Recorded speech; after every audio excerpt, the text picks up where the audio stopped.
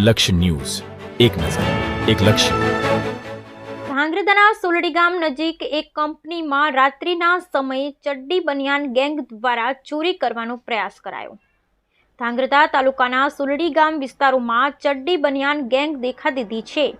ત્યારે સોલડી ગામે નજીક આવેલી ખાનગી કંપનીમાં 9 નવેમ્બરના રોજ મોડી રાત્રે ચડ્ડી બનિયાનધારી ગેંગ ત્રાટકી હતી, જેમાં ગેંગના આશરે 5 સભ્યો ખાનગી કંપનીનું શટર તોડી કંપનીમાં પ્રવેશ્યા હતા, જે બાબતના પણ સીસીટીવી ફૂટેજ પણ સામે આવ્યા છે.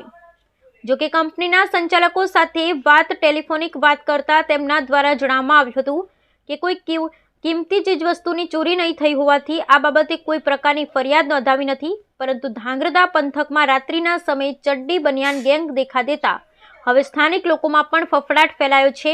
ત્યારે રાત્રિના સમયે પોલીસ દ્વારા પેટ્રોલિંગ વધારવામાં આવે તેવી લોકમાંગ ઉઠવા પામી છે.